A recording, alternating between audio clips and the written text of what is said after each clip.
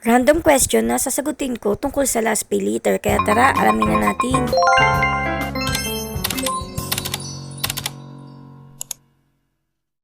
So alam ko na marami kayong tungkol sa last pay later. At sa video ko about last pay later, ay marami talaga kayong tanong doon. Which is sinasagot ko naman siya. Pero ito, pipili ako ng mga random na questions at sasagutin ko siya. Ito yung unang tanong galing kay May Arguelles 9168. Customer service nga ba ang Lazada? Ang sagot po ay oo. Actually, marami silang way para makontak ang customer service at may video na rin ako niyan. Kaya ilalagay ko yung link sa description or sa comment section. Next naman galing kay Amico Cortesa 9181. Tatanong niya kung bakit wala pa daw siyang last pay later na account. So, ganito kasi yan. Selected users lang ang merong last pay later. Kung wala pa kayo nun, need yung bumili palalo sa Lazada. Lalo na kung new account pa lang kayo, ay wag niyong asahan na meron kayo agad last pay later. Dahil nga isa sa mga kailangan ay marami na kayong na-purchase dito sa Lazada. Tapos ito pa, itong paggamit ng mobile load at bills payment. During gamitin yan, hindi nyo pa natatry is gamitin nyo siya para magkaroon na kayo ng last pay later. Next naman galing kay Minette Apolonio. Ito sa kanya is ang hingi ng PIN code. Pag mag-activate kayo ng last pay later ay may hihingin silang PIN code. Dapat alam nyo yan, pero pag nag-purchase naman kayo ay hindi nyo na need ng PIN code. Next naman galing kay Ernesto Gomez.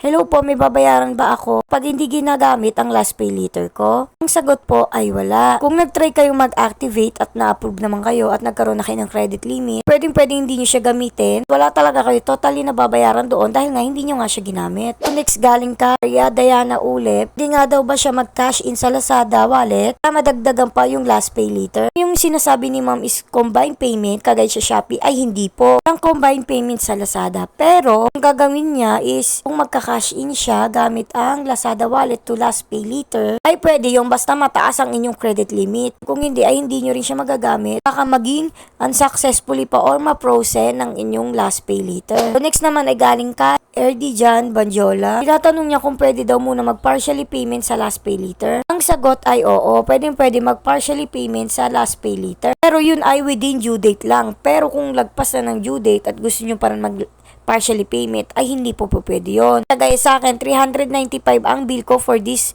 month. Lahat yan ay dapat bayaran ko within this month lang. So ito galing ka si Kabigkas. Bakit po yung akin nag-click ako sa last pay later? Okay siya kaso nag-back daw at pagdating ng is malabo na at hindi na siya eligible. Ito pa galing naman kay Emmanuel Arienda. Frozen din sa kanya kasi nga nag-cancel payment siya dahil mali daw yung na-order niya. Na-cancel nga daw kaso nung gagamitin niya na yung last pay later ay nagka-suspicious activity siya. So isa lang sagot doon kaya pinagsama ko na siya. Kung na-frozen o na-gray out ang inyong last pay later ay may chance na may ginawa kayo doon na hindi nyo alam. Lang kay kuya kanina, sinabi niya nag-cancel siya. Wag kayo magka-cancel ng order gamit ang last pay later. Kasi malaki talaga ang chance na ma-frozen ang inyong last pay later. Kaya dapat wag kayo mag-cancel ng order at wag kayo magpa-late payment. So ito na nga, ini-invite ko kayo na sumali sa aking giveaway. Gaganapin sa June 30, 2024. Need yung gawin ay i-like at i-follow ang aking FB page. Lalagay ko yung link sa comment section at mag-take kayo ng screenshot, ka-like ninyo. Tapos next is, panoorin nyo yung video na to at mag-take din kayo ng screenshot. Napanood nyo na itong video na ito at i-comment yung mga screenshots doon sa ipopost ko sa aking FB page. At need nyo siyang i-share. At magkakaroon tayo ng 3 winners of 50 pesos na GCash,